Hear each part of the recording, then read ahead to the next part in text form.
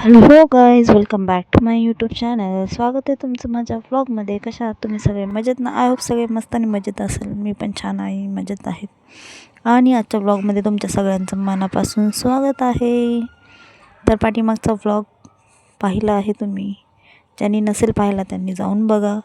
आणि तुम्ही चांगला असा प्रतिसाद मला मागच्या व्हिडिओला दिला त्याच्याबद्दल थँक्यू सो मच गाईज. आणि आज आहे तिसऱ्या गुरुवारचा हा व्हिडिओ आहे. म्हणजे आज हा गुरुवार आहे, येणारा गुरुवार आहे आता. तर मी पाठीमागच्या म्हणजे लास्ट गुरुवारचा व्हिडिओ घेतलेला आहे. तर व्हिडिओ पूर्णपणे शेवटपर्यंत नक्की बघा.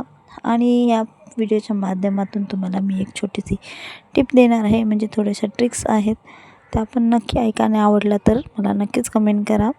आणि चला तर व्हिडिओ कंटिन्यू करूया. तर आजचा जो पहिला पॉईंट आहे तो आहे, गेलेले दिवस हे परत येत नाहीत आणि प्रत्येक क्षण हा आनंदाचा असतो. त्यामुळं आपण तो व्यवस्थित आणि चांगल्या प्रकारे जगणं हे आपलं काम आहे. गेलेले दिवस परत येत नाहीत. जशी गेलेली वेळ ही पुन्हा कधीच येत नाही. जसे गेलेले बालपण आहे ते पुन्हा कधीच आपल्याला दिसत नाही. तसंच असतं की गेलेली वेळ पुन्हा कधीच येत नाही.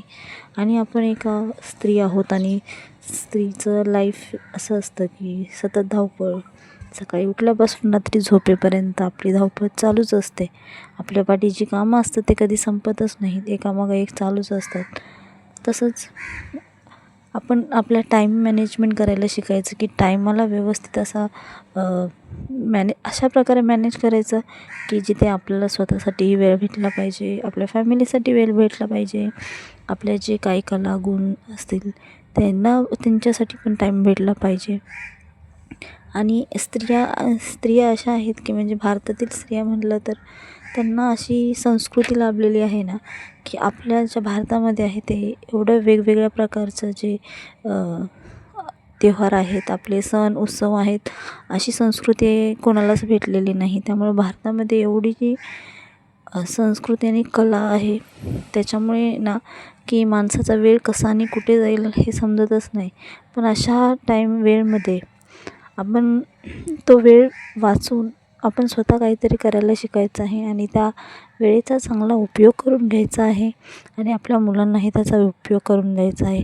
आपण जर हातात कंटिन्यू सकाळपासून काम करत आहोत आणि काम करता करता थोडंसं असं वाटलं की थांब थोडा वेळ बसूया, थोडासा मोबाईल बघूया, आणि तो थोडा मोबाईल बघता बघता असं होतं की तो मोबाईल अर्धा 1 तास आपण तो पूर्णपणे बघतच राहतो. त्याच्यामुळे काय होतं, जे आपलं जे पुढचं कामाचं रुटीन आहे ते तिथंच थांबतं. त्याच्यामुळे जे आपण ठरवलेलं आहे ते आपण वेळेतच पूर्ण करूनच त्याच्याच नंतर मोबाईल असो किंवा बाकीचे कुठलेही काम असू दे ते करायला घेणं फार गरजेचं आहे.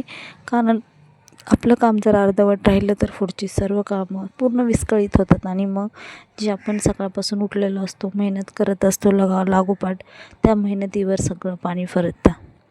त्याच्यामुळे पहिलं काम पूर्ण करायचं, त्याच्यानंतर जे तुम्हाला करायचं असेल थोडासा जरी आपण आळस दाखवला ना कुठे, तर तो पूर्ण आपला जो प्लॅन आहे ना तो पूर्ण प्लॅन बिघडवतो. नेहमी असंच आपल्या आयुष्याचं पण असंच असतं की आपण विचार करतो राहू दे, आज नको उद्या करेन, उद्या नको परवा करेन, असं करता करता टाईम निघून जातो. पण आपलं जे करायचं असतं ते तसंच राहतं.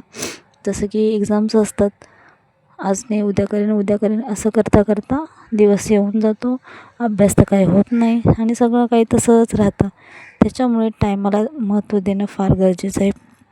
टाईम मॅनेजमेंट खूप गरजेचं आहे. आपल्याला जसं काम हवं आहे तसं आपण करतो, त्याच्यामुळे वेळेत सर्व गोष्टी झाल्या पाहिजेत. आणि वेळेला खूप जास्त असं महत्त्व द्या तुमच्या लाईफमध्ये. सगळ्या गोष्टीपेक्षा वेळेला महत्त्व द्या, कारण गेलेली वेळ पुन्हा येत नाही आणि ती आणण्यासाठी खूप अशी मेहनत करावी लागते. आणि एकदा जर का ती वेळ निघून गेली तर अशक्य होऊन जातं सर्व काही. So thanks for watching. Bye bye. भेटू नेक्स्ट व्लॉगमध्ये.